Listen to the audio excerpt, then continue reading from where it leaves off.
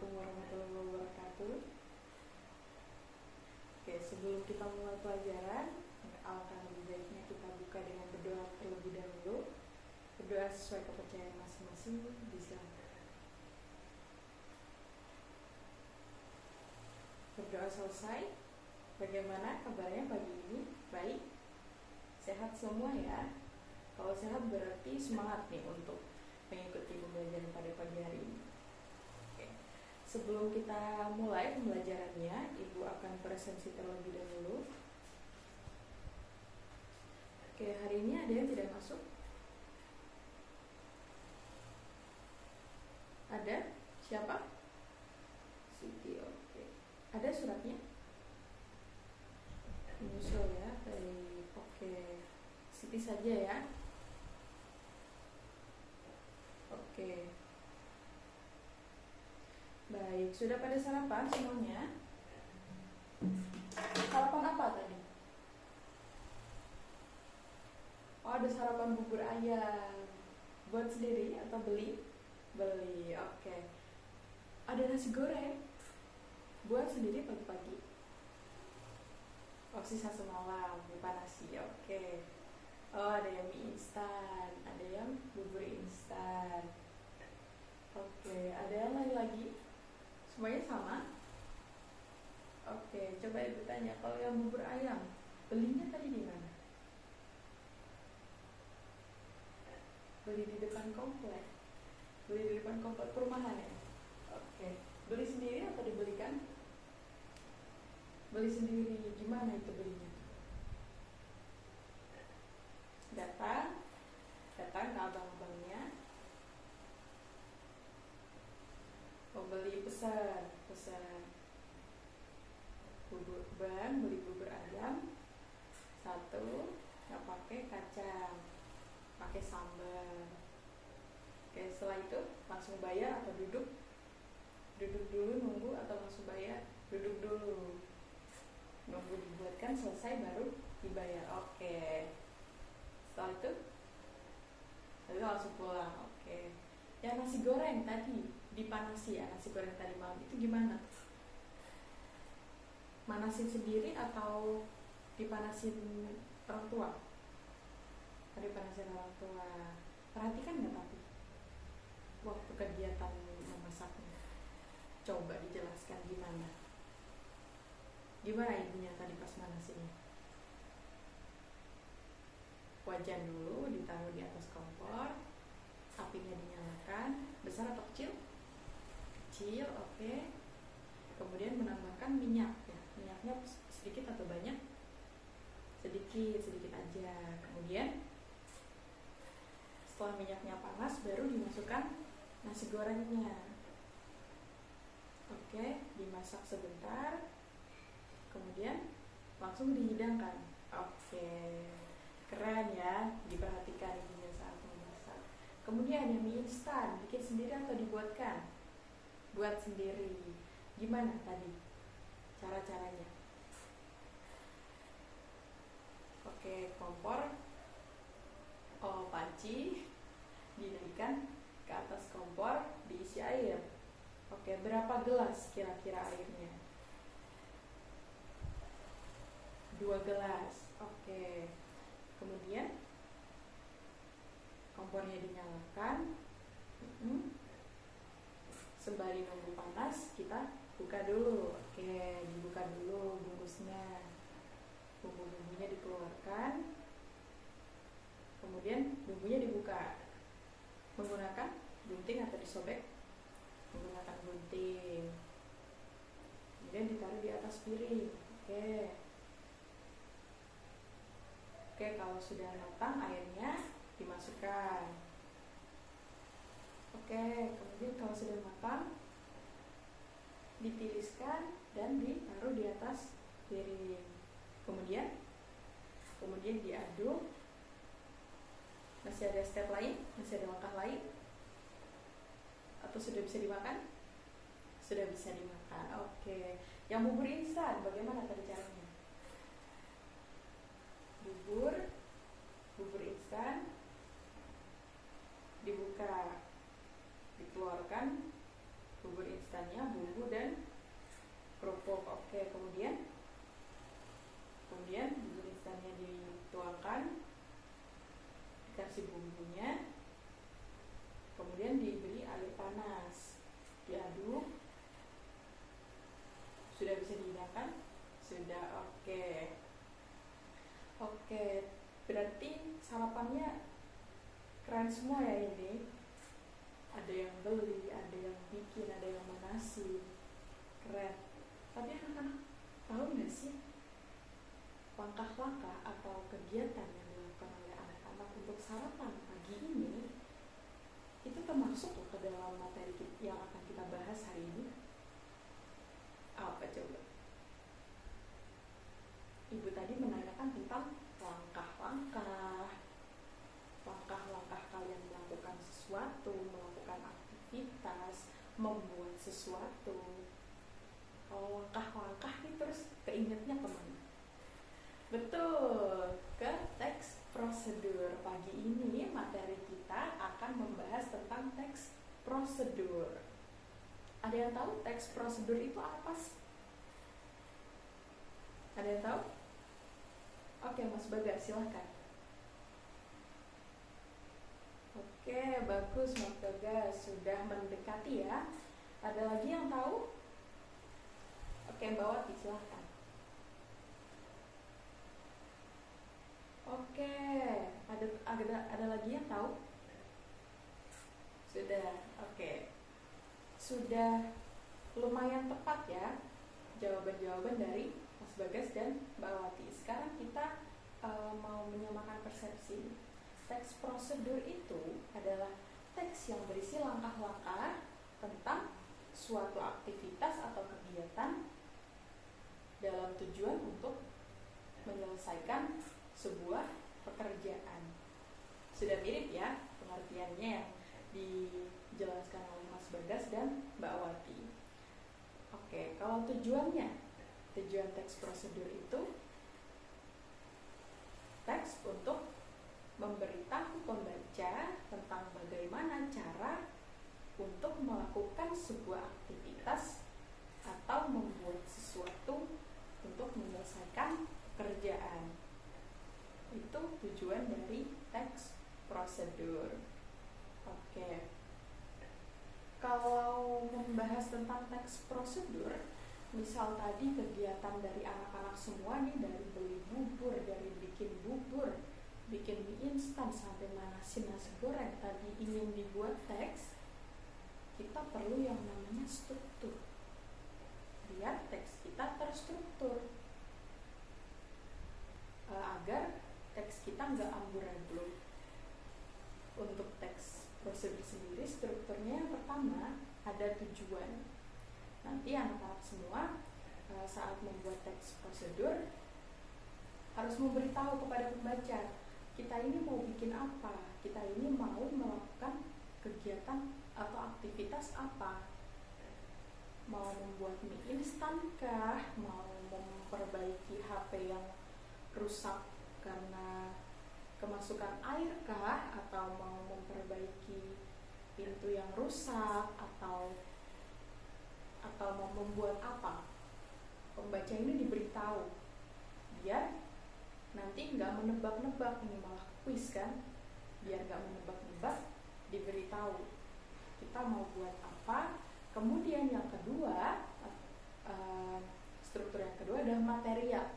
Material ini nanti berisi bahan-bahan yang diperlukan. Misal tadi membuat mie instan, bahan-bahan yang diperlukan apa saja? Panci, kemudian garpu, mangkok, kemudian dan dibikin apa? Mie instannya, air panasnya. Sudah ya? Gitu. Bahan-bahan yang diperlukan dalam pembuatan atau pelaksanaan aktivitas dalam teks prosedur itu material. Tadi tujuan, material, kemudian yang ketiga ada langkah-langkahnya. Ya, tadi berarti anak-anak menjelaskan langkah-langkahnya itu bagaimana. Pembuatan bubur instan berarti langkah-langkahnya bubur instan dibuka, dimasukkan, dituangkan ke mangkuk, ditambahi bumbu, kemudian tuangkan air, aduk, dan siap disajikan. Itu nanti langkah-langkahnya menyesuaikan bagaimana anak-anak semua melakukan kegiatan tersebut. Itu langkah-langkah. Dan yang ketiga ada simpulan atau penegasan ulang. Yang keempat, penegasan ulang atau kesimpulan. Yang ini opsional, bisa ditambahkan bisa tidak, boleh ada boleh enggak ya. Nanti penegasan ulangnya atau kesimpulannya, itu tadi cara kita membuat bubur instan. Jangan lupa ya teman-teman, airnya harus panas agar hasil dari bubur instannya maksimal. Seperti itu untuk penegasan ulang atau kesimpulan. Tapi tidak diberi juga tidak apa, itu opsional sifatnya. Oke, kemudian tadi kita sudah bahas tentang pengertian, tujuan, kemudian struktur. Sekarang kita akan belajar tentang ciri-cirinya. Oke, ciri-ciri yang pertama itu teks prosedur menggunakan kalimat perintah. Kalimat perintah: tambahkan 2 sendok gula, aduk hingga merata. Kalau tadi tambahkan air panas. Oke, masukkan mie ke dalam air yang mendidih. Itu menggunakan kalimat perintah. Kemudian ada panduan yang harus diikuti. Tadi ya ada panduannya. Panduannya yang pertama, rebus air dulu, buka bungkus mie, keluarkan mie-nya. Oke, keluarkan bumbu-bumbunya, rebus mie-nya, tiriskan, kemudian campur dengan bumbu. Itu ada panduan-panduan yang harus diikuti untuk menyelesaikan pekerjaan membuat mie instan tadi ya. Kemudian ada menggunakan kata kerja aktif. Kemudian ada menggunakan konjungsi sudah ya, konjungsi. Kemudian ada aturan untuk bahan atau kegiatannya. Misal aturan tadi 2 sendok makan, 2 sendok teh, atau 1 kilogram tepung, 500 gram tepung. Misal untuk aktivitasnya, misal lari berapa meter untuk mengecilkan tubuh, misal. Tuh, ada ukuran bahan atau aktivitas. Kemudian menggunakan kata keterangan waktu, tempat, atau cara. Keterangan cara. Keterangan waktu itu seperti keterangan waktu, panaskan selama 5 menit atau biarkan selama 1 jam, dinginkan selama berapa menit. Itu untuk keterangan waktu. Keterangan tempat, maka pindahkan ke loyang. Atau keterangan tempat aktivitas, misal aktivitas tertentu harus menggunakan tempat khusus. Kemudian ada keterangan caranya. Oke. Yang terakhir ada isi kegiatan yang dilakukan secara urut. Harus urut. Kalau teks prosedur ada jenis-jenis teks yang harus secara berurutan, gak boleh berantakan. Ya, membuat kue misal harus secara berurutan dimasukkan, diuleni, kemudian baru dikukus atau di oven. Itu tadi ciri-ciri dari teks prosedur. Kemudian ada yang tahu jenis teks prosedur? Ada yang tahu jenis teks prosedurnya? Jenis teks prosedur itu ada 3. Ada 3. Yang pertama, teks prosedur sederhana. Biasanya berisi 1-3 langkah-langkah. Misal penggunaan penggunaan kipas angin, penggunaan setrika, itu termasuk pada teks prosedur sederhana. Kemudian ada teks prosedur kompleks. Teks prosedur kompleks ini biasanya lebih banyak lagi langkah-langkahnya. Di setiap tahapannya ada jenjang-jenjangnya. Contohnya misal kita mau membayar tilang ke kantor polisi, itu tahapan-tahapannya nanti lebih kompleks, lebih mendetail gitu. Kemudian tadi ada jenis teks sederhana, kompleks, dan ada protokol. Protokol ini jenis teks prosedur yang kalau anak-anak sekalian ubah urutannya itu akan sama nanti dengan tujuan awalnya. Misal membuat mie instan, tadi caranya Nak Herman, mie dulu, bumbu dulu dikeluarkan, baru minyak direbus karena menunggu airnya mendidih. Tapi misal ibu memasukkan dulu minyak ke dalam air yang belum mendidih, kemudian baru mengeluarkan bumbu, apakah nanti jadinya beda? Apakah nanti jadinya rendang? Enggak, tetap jadi mie instan, sama. Walaupun mau dibolak-balik, asal tidak ekstrim ya bolak-baliknya, dibolak-balik tahapannya tetap jadi mie instan. Sama dengan bubur instan. Kalau ibu memasukkan buburnya saja, kemudian baru menambahkan air panas, diaduk, baru ditambahkan bumbunya, terjadi bubur instan kan? Itu yang tadi dibolak-balik tidak berpengaruh, itu jenis teks prosedur protokol. Oke, sekarang kita akan masuk ke kaidah kebahasaan teks prosedur. Oke, diperhatikan ya, ini nanti sebagai bekal kalian dalam menulis teks prosedur kalian sendiri. Oke, teks prosedur, kaidah kebahasaannya yang pertama ada kalimat. Oke, boleh sambil dicatat. Kalimat yang pertama adalah kalimat imperatif atau kalimat perintah. Kalimat imperatif atau kalimat perintah. Tadi ya, tambahkan, aduk, tuang, itu kalimat imperatif. Kemudian ada kalimat deklaratif. Apa itu kalimat deklaratif? Kalimat yang menyampaikan informasi, itu kalimat deklaratif. Kemudian ada apa lagi? Ada kalimat interrogatif. Kalau deklaratif tadi memberikan informasi, interrogatif ini sifatnya mencari atau meminta informasi atau yang berupa pertanyaan. Itu kalimat interrogatif. Ya, yang pertama kaidah kebahasaannya, yang pertama ada kalimat, dicatat kalimat. Kemudian yang kedua ada konjungsi.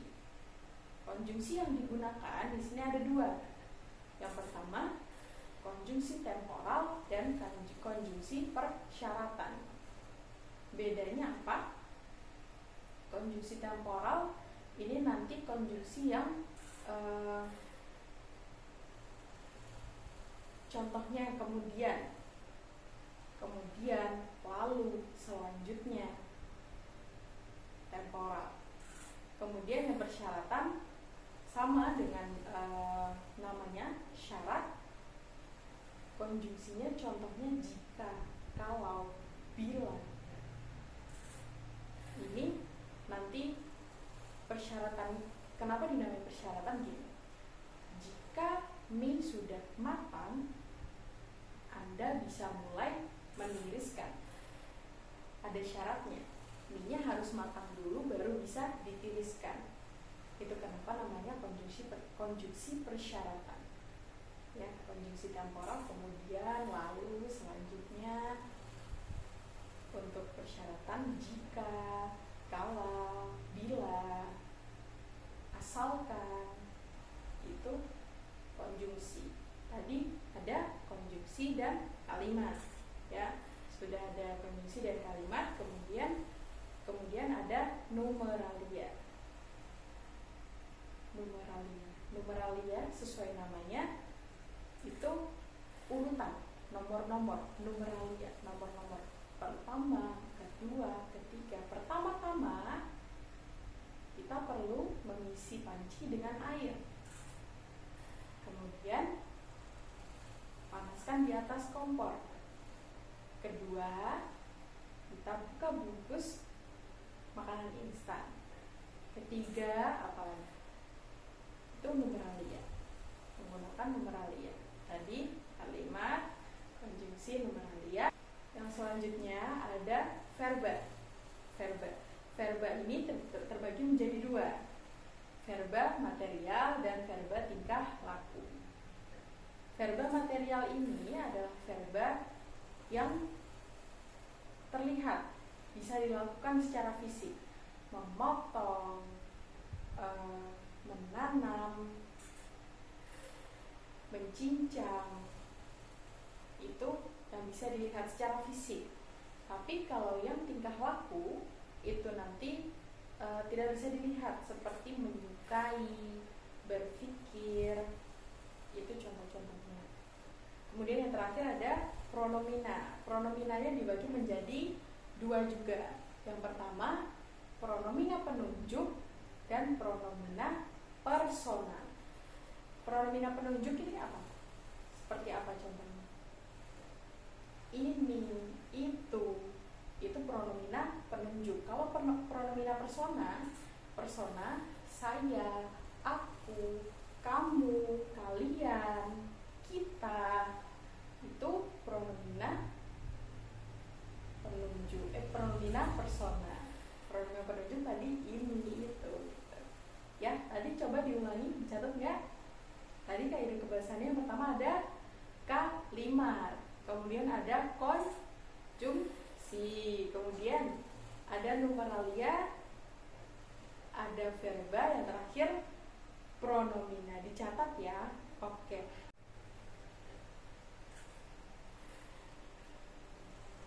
Setelah ini Ibu akan bagi kalian menjadi kelompok-kelompok beranggotakan 3. Ibu yang akan menentukan anggotanya nanti. Setelah nanti dibagi menjadi kelompok, kalian akan mendapat teks prosedur dari Ibu satu setiap kelompok. Setiap kelompok dapat satu. Nanti tugas kalian adalah untuk mengidentifikasi jenis dan kaidah kebahasaan yang ada dalam teks tersebut. Apakah kalimatnya menggunakan kalimat imperatif, atau apakah ada kalimat deklaratif, adakah kalimat interrogatif, atau konjungsinya memakai konjungsi apa, apakah ada dua jenis konjungsi dalam teks tersebut. Kalian identifikasi nanti kaidah kebahasaannya bagaimana dan jenisnya termasuk jenis apa. Oke ya, jelas? Nanti jika sudah selesai mengidentifikasi, Ibu akan membuat kalian melakukan kunjung kerja. Nanti setiap kelompok mendatangi kelompok lain, lihat teks milik kelompok itu, kemudian kelompok tersebut akan ikut mengidentifikasi. Nanti di akhir kita cocokkan apakah identifikasi dari satu kelompok dan kelompok lain ini sama atau tidak. Kalau beda, mana yang benar, mana yang kurang tepat. Begitu? Oke, waktunya sudah habis ya, 15 menit sudah untuk tadi identifikasi kelompok, kemudian 15 menit untuk kunjung kerja. Oke, sekarang waktunya untuk mempresentasikan hasil kerjanya. Nanti, jadi tadi kelompok 1 dengan kelompok 4 ya, kunjung kerjanya, kelompok 2 dengan kelompok 3. Nanti jadi kelompok 1 mempresentasikan, silakan di tempatnya, kemudian nanti kelompok 4 silakan menimpali, silakan menanggapi bagaimana identifikasi yang dilakukan kelompok 4 terhadap teks milik kelompok 1. Begitu pula nanti kelompok 4 mempresentasikan, kelompok 1 silakan menanggapi dan menyampaikan hasil identifikasinya terhadap teks kelompok 4. Nanti kelompok 3 dan 2 juga seperti itu. Silakan. Oke, sudah selesai ya diskusinya, semua sudah sepakat. Tadi setiap kelompok juga sudah sepakat bahwa identifikasinya sama ya. Sama, kelompok 1 jenis teksnya adalah teks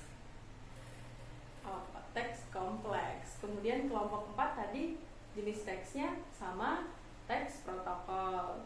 Oke, kemudian kelompok 2 teksnya teks sederhana. Kelompok 3 tadi teksnya teks kompleks juga. Sudah sepakat semuanya ya. Oke, berarti sudah bisa mengidentifikasi jenis dan kaidah kebahasaan juga. Minggu depan kita akan bahas lebih dalam tentang struktur sambil kalian nanti menyusun teks prosedur kalian sendiri. Begitu ya. Minggu depan kita akan lakukan secara berkelompok, Mbak. Ya. 2 orang. Nanti Ibu pilihkan kelompoknya. Minggu depan kita akan lakukan secara berkelompok. Oke, tadi kita belajar apa? Anak-anak semuanya belajar apa saja hari ini? Yang pertama tadi pengertian teks prosedur. Ada yang masih ingat pengertian teks prosedur? Ya, silakan. Oke, bagus sekali. Oke, tujuannya ada yang ingat?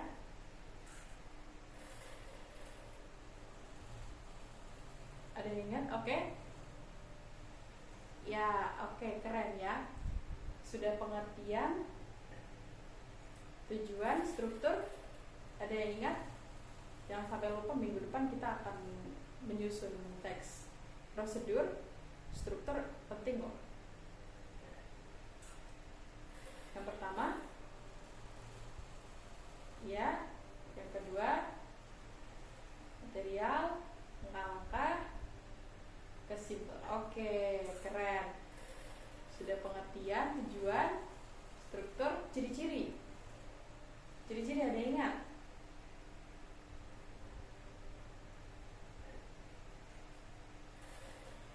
Oke, ditunjuk aja ya. Mas Adi coba di belakang, coba ya sebutkan tadi ciri-cirinya. Oke, ciri-ciri sudah, kemudian jenisnya. Oke, keren. Yang terakhir, kaidah kebahasaan.